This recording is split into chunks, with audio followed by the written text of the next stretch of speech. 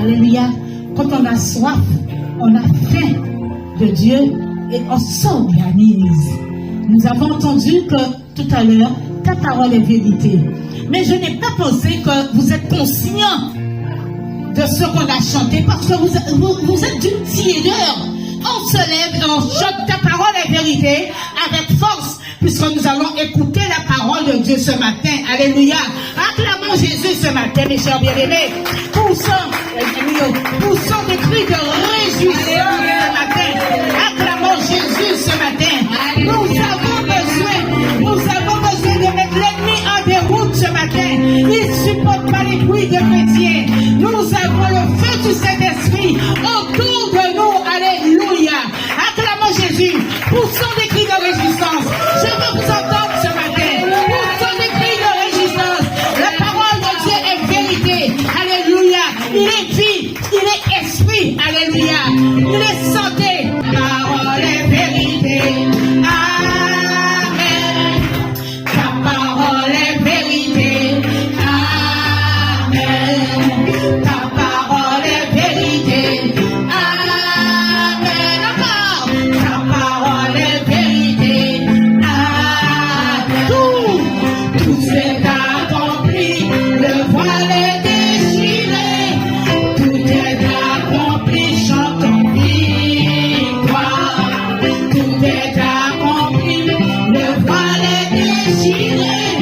Tout est accompli. Chantons victoire.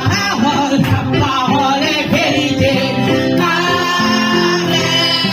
Ta parole est vérité. Amen. Ta parole est vérité. Amen. Ta parole est vérité. Amen. Tout est accompli. Le voile est déchiré. Tout est accompli. Chantons victoire. Tout est accompli. Le voile est déchiré. Tout est accompli. Chantons victoire. Allez, dites avec moi victoire. Victoire. Au nom de Jésus. Gloire à Dieu. Gloire à Dieu. Gloire à Dieu. Il est vivant, notre roi. Il est le Dieu des ressuscités. Et nous sommes ressuscités avec lui.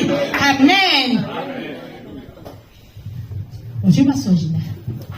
Que le nom du Seigneur soit glorifié dans ta vie. Amen. Ce matin, mes chers bien-aimés, nous allons prendre le texte de 2 Rois. 2 Rois. Nous allons étudier un cas. Un cas, et ce cas-là peut arriver à n'importe lequel parmi nous. Alléluia. Nous allons découvrir dans 2 Rois, chapitre 4, versets 1 à 7. Alléluia. 2 Rois 4, 1 à 7.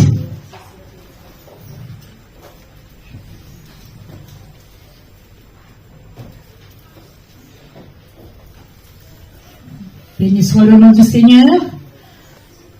Alors, je vous fais un petit résumé de ce que nous allons voir tout à l'heure. Nous allons voir les 10 leçons spirituelles sur Élisée et la veuve. Les 10 leçons spirituelles sur Élisée et la veuve. Alors, c'est notre texte principal. 2 Rois, chapitre 4, versets 1 à 7. Nous voyons que dans ce récit, la Bible nous parle d'une situation très délicate. L'histoire d'une veuve appelée la veuve de Sérapta. La Bible dit qu'après le décès de son mari, le créancier est venu frapper à sa porte pour régler des dettes que son mari avait laissées. La Bible dit que cette femme avait 2 fils. Et le créancier était déjà venu pour les prendre en esclavage. Alléluia. Pour les prendre en esclavage. Nous allons lire ce texte. Ma sœur Gina, peux-tu venir lire pour moi, s'il te plaît?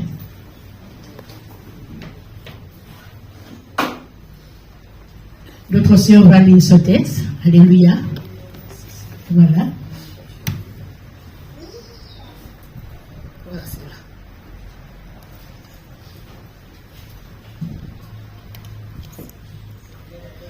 une femme de la communauté de prophètes cria à Élisée, « Ton serviteur, mon mari, est mort, et tu sais qu'il craignait l'Éternel. Or, le créancier est venu pour prendre mes 2 enfants et faire d'eux ses esclaves. » Élisée lui dit, « Que puis-je faire pour toi? Dis-moi, qu'as-tu chez toi? » Elle répondit, « Ta servante n'a rien du tout chez elle, mis à part un pot d'huile. » Il dit, « Va demander des vases dans la rue, chez tous les voisins, des récipients vides, demande-en un grand nombre. Une fois rentré, ferme la porte derrière toi et tes enfants, verse de l'huile dans tous ces récipients et mets de côté ceux qui sont pleins. » Alors elle le quitta. Elle ferma la porte derrière elle et ses enfants, qui lui présentaient les récipients, et elle versait. Lorsque les récipients furent pleins, lorsqu'elle dit à son fils, « Donne-moi encore un récipient », et qu'il lui répondit, « Il n'y en a plus », l'huile s'arrêta. Elle alla le rapporter à l'homme de Dieu qui lui dit, « Va vendre l'huile et paie ta dette. Tu vivras avec tes fils de ce qui restera. » Amen. Merci, servant de Dieu. Amen, amen, amen, amen. Sois béni. Nous avons entendu la lecture faite par notre sœur Gina. Les 10 leçons spirituelles sur Élisée et sa veuve. Dites gloire à Dieu. Dites gloire à Dieu. Gloire à Dieu. Gloire à Dieu. Alors nous allons voir notre première leçon sur ce texte. La qualité essentielle de serviteur de Dieu. Alléluia. Et la crainte de l'Éternel. D'accord? Nous devons avoir des qualités, mais aussi nous devons avoir la crainte de l'Éternel. Amen. Nous allons rentrer dans le livre de Proverbes, chapitre 14, verset 26. Proverbes, chapitre 14, verset 26. Il est écrit, « Celui qui craint l'Éternel possède un appui ferme, et ses enfants ont un refuge auprès de lui. La crainte de l'Éternel est une source de vie pour détourner des pièges de la mort. » Hein? Celui qui craint l'Éternel possède un appui ferme. Nous n'avons rien à craindre. Hein? Quand nous avons vraiment la foi en Dieu. Nous mettons notre espoir en Dieu. Et ses enfants ont un refuge auprès de lui. Ne pensez pas parce que vous êtes là, vos enfants ne sont pas là, ils ne sont pas protégés. L'onction qui coule sur vous, coule sur vos enfants. Il coule sur vos maris, sur tous ceux qui habitent votre maison. La crainte de l'Éternel est la source de vie. Alléluia, c'est la vie. Amen. Pour détourner des pièges de la mort, mort prématurée, pour mort qui peut se présenter à nous, mais aussi la mort spirituelle. Hein? Il y a la mort spirituelle, celui qui se refroidit, celui qui repart en vagabondage, la mort spirituelle, celui qui n'a plus envie de prier. D'accord? Il est à l'agonie. Hein? Mais il ne faut pas qu'il attende la mort.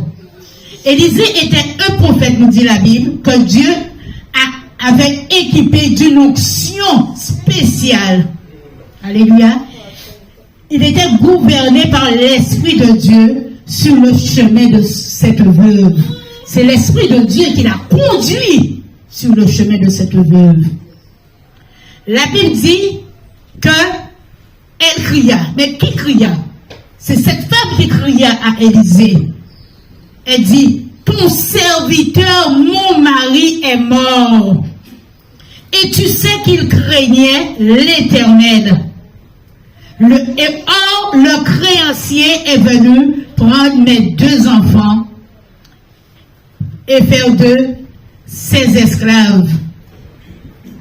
Le serviteur, le mari, alléluia, celui qui est mort, il craignait l'Éternel. C'était un serviteur de Dieu. Alléluia. Et nous voyons que la veuve même, elle a été élevée dans une communauté de prophètes. Alléluia. Ce sont des gens qui avaient la crainte de Dieu. Alléluia. Et Élisée lui a dit, que puis-je faire pour toi? Il ne l'a pas regardé et s'en est allé. Que puis-je faire pour toi?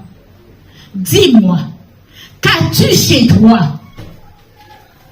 Elle répondit, ta servante n'a rien du tout chez elle, mis à part un pot d'huile. Ce qui veut dire que Bidela t'est mêlé. Il n'y avait pas d'argent, d'accord? Et il fallait qu'elle se débrouille pour nourrir ses enfants. Mais ne voilà-t-il pas ce qui s'est passé? La crainte s'est accaparée d'elle. Alléluia. La crainte devant cette situation. Nous voyons que la crainte de Dieu dépasse les talents d'adorateur, la puissance du ministère ou le zèle. Mais quand on arrive devant certaines situations, il y a des fois, on perd la tête. Nous on perd de la carte. Vous n'entendez qu'à dire on perd de la carte. D'accord? On tombe en dépression, on cherche à droite, on cherche à gauche, on ne trouve, surtout quand on ne trouve pas d'issue. Amen. Deuxième leçon, ne vous appuyez pas sur l'onction des autres. Ne vous appuyez pas sur l'onction des autres. Parce que l'onction de Dieu est en toi. L'autre peut te communiquer, l'autre peut prier avec toi, mais l'autre ne peut pas faire pour toi. D'accord? L'autre peut t'aider. Comme Élisée, nous allons voir comment il a aidé cette dame. Ne vous appuyez pas sur un homme. L'homme, il n'a pas plus d'onction que ce que Dieu met en toi. L'homme est là pour t'aider, pour prier avec toi. Alléluia. Pour te conseiller. L'homme peut tomber. Est-ce que tu vas tomber avec lui? D'accord? Il peut faire un cas avec son corps. Est-ce que tu vas faire un cas derrière lui? Ou que des grands les vies passées? Alléluia. Grand les vies passées. Lorsque le prophète est mort, plus d'onction prophétique. D'accord? Le diable a attaqué. Le créancier est l'image du diable. Le créancier est l'image du diable. Celui qui vient te réclamer, qui vient... Voilà, c'est l'image du diable. Alléluia.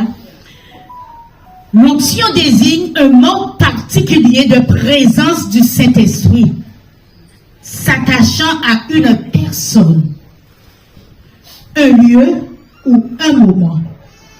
Bien-aimés, vous n'avez pas besoin de trembler. Vous n'avez pas besoin de faire de crise d'épilepsie pour ressentir l'onction. L'onction est là, il est en nous. Il se manifeste silencieusement. Alléluia. Il est en toi. Il est en moi. Timothée 1,14. Paul dit à Timothée, garde le bon dépôt. D'accord? Garde le bon dépôt par le Saint-Esprit qui habite en toi. Ce dépôt, tu dois le préserver et le garder en sécurité. Bien-aimé, l'onction qui est en toi, alléluia, augmente la puissance du feu du Saint-Esprit. Alléluia. Il augmente la puissance du feu du Saint-Esprit qui est déjà en toi. C'est pourquoi Paul a dit à Timothée, garde le bon dépôt. Mettez bien à côté, pas laisser à rien tirer. Alléluia. Et garde-le en sécurité. Ça veut dire, quand on laisse la présence de Dieu, nous perdons cette sécurité. Nous perdons cette sécurité que Dieu nous a donnée. Il nous a promis d'avoir des anges autour de nous pour nous protéger afin que nos pieds ne heurtent contre une pierre. Il nous met en sécurité. Troisième leçon. Ayez une communion personnelle. Nous devons avoir une communion personnelle avec Dieu. Nous sommes en communion fraternelle, Mais nous devons nous organiser aussi pour être en communion personnelle avec notre Dieu.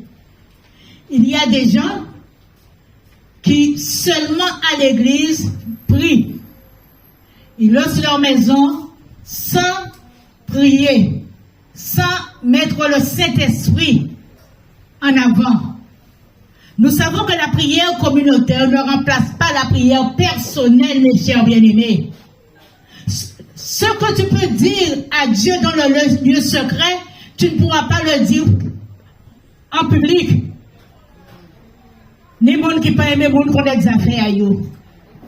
Alléluia. Tout le monde n'aime pas dévoiler leur souffrance. Alléluia. Tout le monde n'aime pas dévoiler leur souffrance. Tu dois prendre le temps pour prier chaque jour. Augmenter ta dose de prière. Tu mets 5 minutes chaque fois dessus. Alléluia. Ou comme tu veux. Tu laisses le Saint-Esprit te conduire. Tu dois sentir que l'onction te saisit. Et sentir que tu vas à un niveau supérieur. Car l'onction brise les jougs. Acclamons le Seigneur. L'onction brise les jougs. Dis ça à ton voisin. 4e leçon. Notre ennemi a des droits. Si nous lui accordons ses droits. Quand il joue dans notre lait rose, c'est que nous lui avons permis de jouer dans notre lait rose. Alléluia. Quand il y a un lait rose quelque part, on permet aux musiciens de jouer. Mais quand on ne permet pas aux musiciens de jouer, quelqu'un vient sans être invité et se pointe dedans, on leur dira gentiment, non, si tu veux faire, peut-être que tu feras après. Trouve ta place. N'ayez aucune dette de Satan. Ne devez rien au diable. Ne devez rien à personne. Vous achetez une voiture, si vous n'êtes pas sûr de l'acheter, ne l'achetez pas. Parce que vous savez très bien, vous allez vous endetter, les traites vont s'accumuler jusqu'à ce que la voiture sera saisie. Et c'est ce qui a failli se passer pour la veuve. Alléluia. Jean chapitre 14, verset 30, prenez note. Il est écrit, je ne parlerai plus beaucoup avec vous. C'est Jésus qui le dit. Car le prince du monde vient. Il n'a rien en moi. Le prince de ce monde vient, il n'a rien en moi. Alléluia. Satan n'avait rien qui lui appartenait en Jésus. Nous ne devons pas donner droit au diable. Alléluia. La veuve de Séraphta a été poursuivie par le créancier parce que son mari n'avait pas fini de payer la dette ou n'avait pas payé la dette. Personne ne sait. Alléluia. Elle devait remettre une dette qu'elle n'avait pas contractée et elle devait la régler pour la sécurité de ses enfants, pour être délivrée, alléluia, de ce mauvais passe, pour que ses enfants ne puissent pas être saisis pour être des esclaves. Il faut payer les dettes. Ça, c'est spirituel. La Bible dit, ne devez rien à personne. Pouvons-vous dire ce matin que le diable n'a rien en vous? Il se peut que vous avez emprunté un tel, prête-moi 10 euros. Tu as dit de prêter 10 euros. Tu n'as pas dit de me donner. Mais tu sais qu'il faut remettre ces 10 euros à ton frère. Et à chaque fois que tu le vois, tu changes de chemin. Tu ne lui dis rien. D'accord? Paie ta dette, ne dois rien à personne. Alléluia. 5e leçon. Quand Dieu donne une mission, alléluia, il donne la mission, il donne aussi la provision. Et ne vous sous-estimez pas de petits moyens. Commencez tout petit. Et vous verrez comment Dieu va vous fera prospérer. Il y a des fois, on a honte de commencer petit. Commence petit. Tu fais une affaire, tu as vendu 2 bokits, il n'y a pas de souci. Merci Seigneur, j'ai vendu 2 bokits. Après-demain, je vais vendre 5 bokits. C'est comme ça qu'on doit commencer. Nous voyons que au chapitre 2 du roi, Élisée lui a dit, que puis-je faire pour toi? Dis-moi, qu'as-tu chez toi?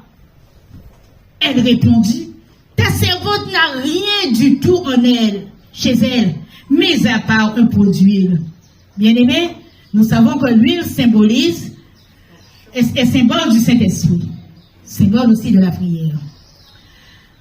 Avant que le problème ne soit là, Dieu en Jésus-Christ, par son Saint-Esprit, a déjà préparé la solution. Dieu avait déjà préparé la solution pour cette veuve. Parce que c'est lui-même qui a envoyé Élisée chez la veuve. Alléluia. La Bible dit, mieux vaut la fin d'une chose que ce commencement. Et cela, vous allez le trouver dans Ecclésiaste, au chapitre 7, verset 8. Bien-aimés, c'est une grâce. Bien que débuter votre vie chrétienne n'est pas facile quelquefois, mais n'oubliez pas de tenir ferme en Jésus-Christ jusqu'au bout. Nous avons ce chant que nous chantons, jusqu'au bout, je veux te suivre. Alléluia. Jusqu'au bout, je veux te suivre. Les hommes peuvent mépriser les petits commencements, mais Dieu se réjouit des petits commencements. Il n'éteint pas le lumignon, alléluia, qui fume, la lumière qui fume. Quand on allume une bougie, il y a toujours une petite fumée. Il ne l'éteint pas. Aucun problème, bien-aimé, ne surprend Dieu. Oui, ne panique pas. Ne panique pas, même quand tu ne vois pas la solution. Remets ton sort à l'Éternel. Lève les yeux vers le ciel. Et crie à plein gosier, papa, j'ai besoin de toi. Dieu ne permettra pas que vous mourrez dans un problème. Non. Alléluia. Avant l'épreuve, Dieu a déjà préparé la solution, mes chers bien-aimés. Les soucis, les soucis font partie des épreuves. On dit, il faut que je voie pour croire. Je te dirai, ma sœur, calme-toi. Dépose ton sort à l'Éternel et il fera. Avant vraiment quoi. Alléluia, je veux voir pour croire. Mais l'essentiel c'est de croire. De croire en cette parole. Dans le livre de 1 Corinthiens au chapitre 10, verset 13, il est écrit, aucune tentation ne vous est survenue qui ait été humaine. Dieu est fidèle. Il ne permettra pas que vous soyez tentés au-delà de vos forces. Mais avec la tentation, il préparera aussi le secours d'en sortir, afin que vous puissiez la supporter. Alléluia. Afin que vous puissiez supporter cette épreuve. 6e leçon.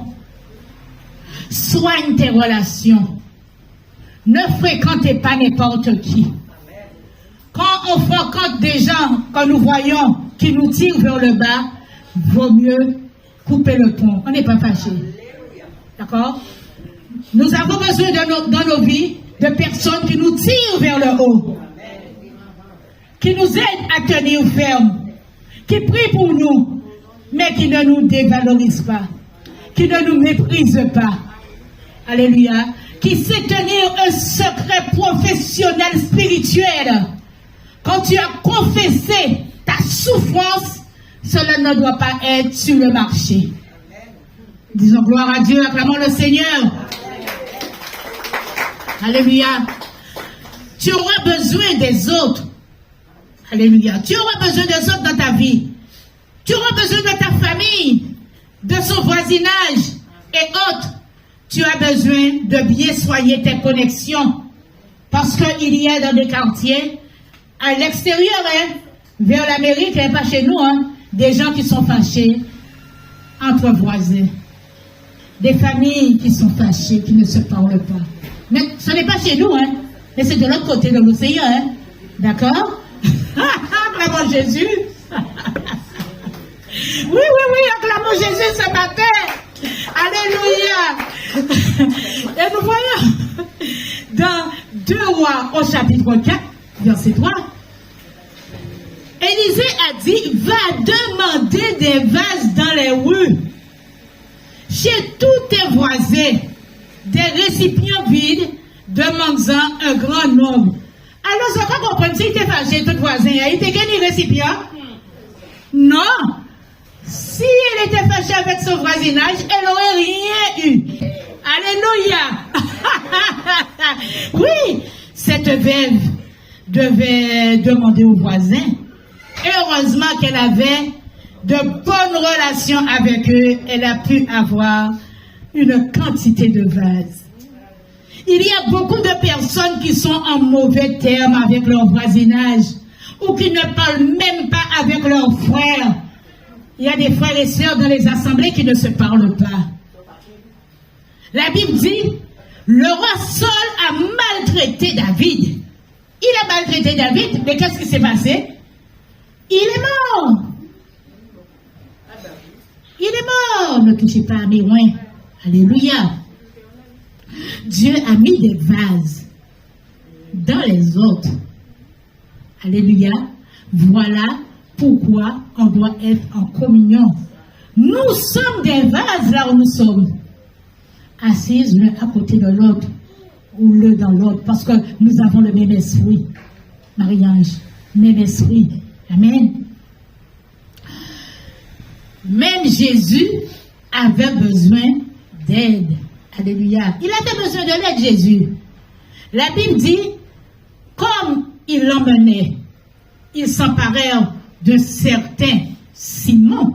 Parce que Jésus, quand il a été condamné, il devait trimballer la grosse croix. D'accord? Les soldats l'emmenaient. Ils s'emparèrent de certains Simon. Ils se sont emparés de Simon, de Cyrène, qui revenait des champs.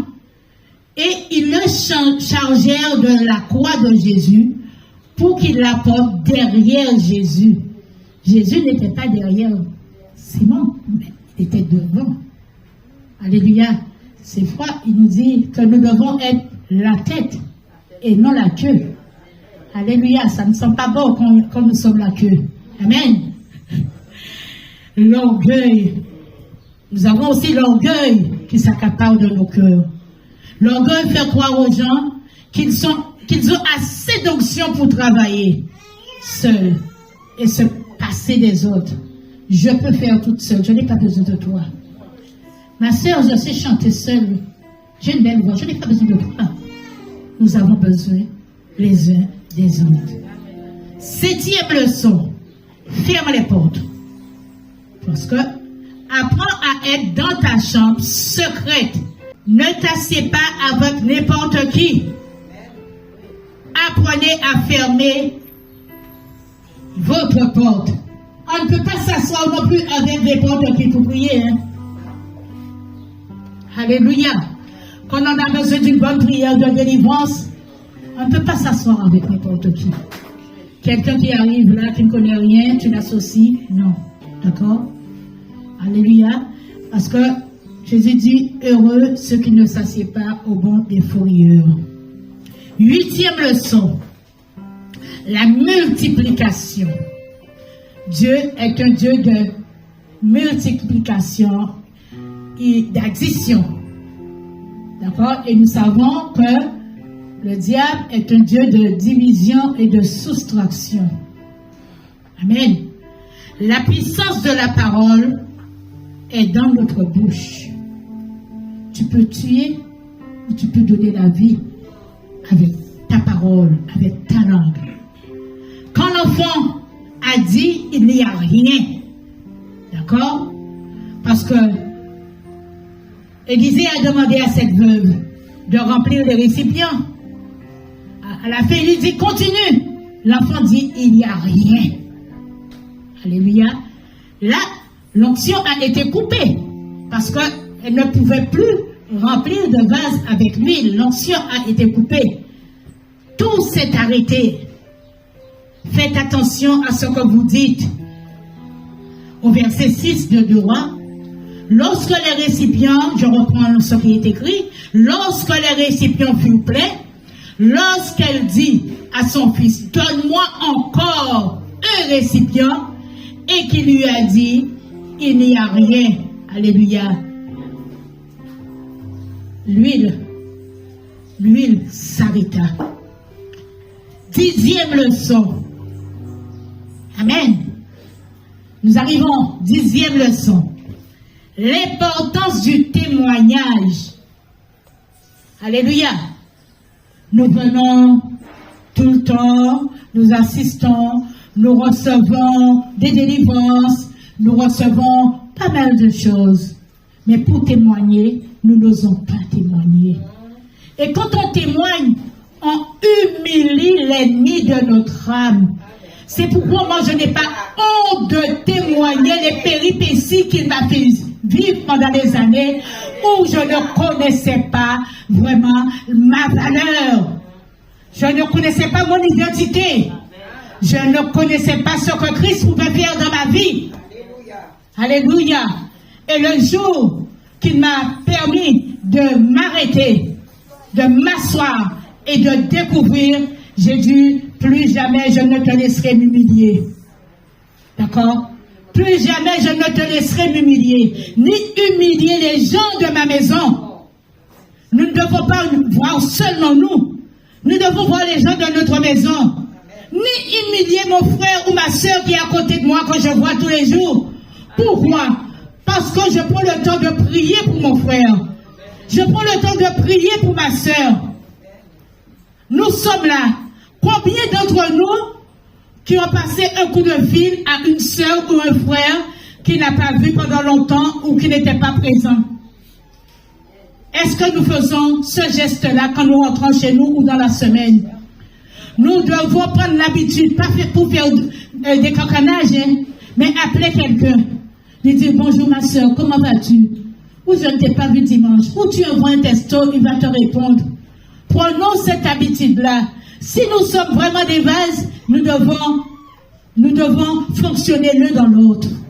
Alléluia. Vous recevrez et vous serez mes témoins, a dit Dieu en Jésus-Christ. C'est une dette de témoigner et de donner gloire à Dieu. Il donne. Toi aussi tu lui donnes. Tu ne reprends pas. Les chrétiens de ce jour ne veulent plus témoigner. Ils parlent beaucoup plus de ce qu'a fait le diable. Je suis attaqué. Le diable m'a fait ceci hier soir. Il y avait un chat noir sur ma maison. Pasteur vient. Pasteur, on appelle pasteur au milieu de la nuit. Mais vous, quand on fait, il va ça recevoir. Tu as l'onction. Tu as la puissance en toi. Je te comprends quand tu es un bébé spirituel. Tu viens de prendre naissance. Un enfant, quand l'enfant naît, on le met dans le suçon, dans les seins de sa mère. Eh bien, cet enfant la cherche et trouve le bout et tête. Il a besoin de nourriture. Il a besoin d'être nourri. Et à chaque fois qu'il pleure, maman s'occupe d'elle ou de lui avec beaucoup d'amour. Mais un moment aussi, cet enfant-là témoigne à travers ses pleurs que ce lait ne me remplit plus. J'ai besoin de nourriture solide. Alléluia. Nous voyons qu'il commencerait tôt à 4 mois, il commence à réclamer. Mais c'est à 6 mois pour ne pas forcer l'estomac. Mais on arrive à leur donner quelque chose pour les caler.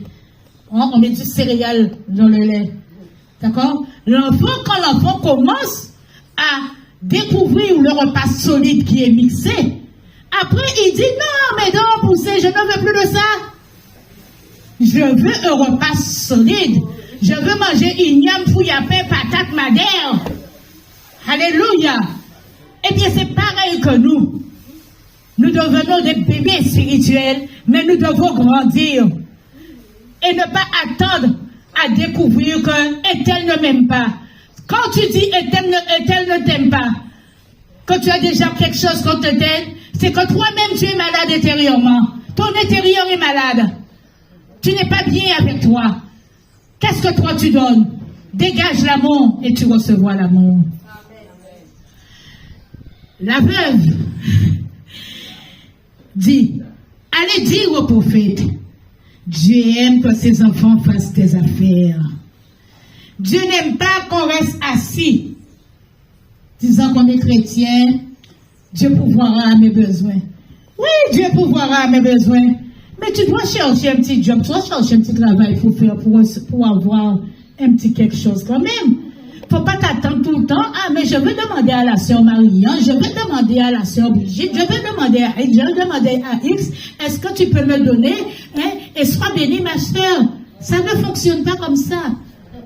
Ça ne fonctionne pas comme ça. Il y a toujours quelque chose à faire. Fais un petit jardin, plante des patates, va vendre des patates. D'accord? Vends quelque chose, fais quelque chose. Et Dieu, à ce moment-là, il te donnera tout ce que tu voudras. Tu vas prospérer au-delà de tes convictions. Allez vendre, mes chers bien-aimés. Vendez la parole, mais gratuitement. Vendez la parole. C'est une dette envers Dieu, mais gratuitement. Ne prenez ni argent, ni or. Alléluia. Gagnez les âmes. Amenez-les à la repentance. C'est ce que Dieu attend de nous. Parce que l'argent ne tombe pas du ciel. N'hésitez pas à vous lancer dans ces affaires. Alléluia. À vous lancer dans ces affaires. Entretenez-vous de la maison de Dieu. Alléluia. Au travers de ce que vous donnez par vos dîmes, vos offrandes, nous entretenons la maison de Dieu. Nous entretenons le pasteur parce qu'il est appelé temps. Alléluia. Il est appelé temps pour nous-mêmes. Hein? Nous allons travailler. Nous avons notre paye. Le patron nous donne notre paye. Alléluia. Nous sommes contents. Mais nous sommes contents aussi de prendre un petit iota pour déposer. Eh bien, mes chers bien-aimés, l'amour qu'a mené l'amour. L'amour qu'a mené l'amour. C'est cette parole que je voulais vous témoigner de l'évangile ce matin. L'évangile de Dieu. Il veut que nous allions de l'avant. Alléluia. Fernand, donne-moi tout petit son. Nous allons prier. Nous allons prier sur ce message que nous avons reçu. Nous allons demander à Dieu sa protection divine. Alléluia. Parce que nous savons, mes chers bien-aimés, c'est vrai, c'est véridique ce qui s'est passé pour la veuve. Quand un mari décède, le plus souvent, s'il a des secrets, on a des surprises. Il faut que la femme ou l'homme paye des dettes. Les enfants. Et le notaire aussi, quand on va chez le notaire, il faut qu'il va fouiller dans les fonds. Est-ce qu'il n'y a pas de résidus? Alléluia. Ok? Alors, nous allons prier afin que Dieu puisse nous protéger. Alléluia. Éternel Dieu de grâce, Papa, Dieu de toute bonté. Ce matin, tu nous as donné ta parole révélée, Père Saint. Oui, Seigneur, nous te disons merci. Merci, Seigneur, pour cette prédication, Seigneur, mon Dieu, que tu nous as donnée sous la veuve de Sérapta. Nous te demandons, Seigneur, ton onction, ton Saint-Esprit, qui est notre guide, notre consolateur, puisse nous aider à ne pas contracter, Seigneur, mon Dieu, des dettes. Puisse nous aider, Seigneur, mon Dieu, à bien réfléchir, à nous donner le discernement de ton esprit avant d'agir, Seigneur. Père Saint, nous avons besoin de toi pour nous aider, Seigneur mon Dieu, à payer les dettes que nous avons contractées. Oui, nous avons toutes et tous des dettes, Seigneur mon Dieu. Aide-nous, Seigneur. Nous te demandons de nous donner un esprit bien disposé. de protéger nos travail. Oui, Seigneur mon Dieu. Protège-nous, Seigneur, dans nos postes de travail. Viens chasser et briser, Seigneur, tout mauvais esprit errant, Seigneur mon Dieu, qui voudra nous expulser, Seigneur mon Dieu. Nous venons les lier ce matin, Seigneur, en ton nom, et nous nous délions, Seigneur. Je mets ton peuple entre tes mains, Seigneur. Ce matin, Seigneur, tous ceux qui sont malades, Seigneur, malades spirituellement, Seigneur, parce qu'il y a une grande souffrance, Seigneur. Il y a des choses qu'ils n'ont pas pu obtenir, Seigneur. Ceux qui sont menacés, Seigneur, par des saisies. Ceux que les huissiers frappent à leur porte. Seigneur, mon Dieu, agis, Seigneur, afin qu'il y ait la solution, parce que tu dis, avant le problème, tu connais déjà la solution, Seigneur. Visite-les, Seigneur. Même nos frères et sœurs, Seigneur, qui ne sont pas là ce matin. Passe dans nos familles, Seigneur, respectives. Visite-les, Seigneur, mon Dieu. Visite ceux qui ont des crédits, Seigneur, mon Dieu, qui les étranglent, Seigneur, mon Dieu. Afin, Seigneur, de les libérer. Oh, Saint-Esprit de Dieu, manifeste-toi. Nous avons besoin de toi. Nous avons besoin que tu te révèles à nous. Oh, agis, Esprit du Dieu vivant. Maintenant, Père Saint, je mets entre tes mains tous ceux et toutes celles, Seigneur, qui rencontrent des problèmes financiers, Seigneur. Ceux dont les mains sont percées. Oh, ce Seigneur, sitôt que les sous sont rentrés, Seigneur, mon Dieu, ils n'ont plus rien. Je viens briser ce matin en ton nom, Seigneur, toutes dévoreurs, toutes sauterelles, Seigneur, mon Dieu, mon roi, qui viennent les voler, Seigneur, mon Dieu, voler leur dû, Seigneur, mon Dieu. Je glorifie ton Seigneur et je les délie, Seigneur. Je les délie, Seigneur, de cette emprise, Seigneur. Je réclame ton sang, Seigneur. Ton sang, Seigneur, sur eux. Ton sang dans leurs mains percées. Quand tu as provisionné, Seigneur, depuis les cieux, leur banque.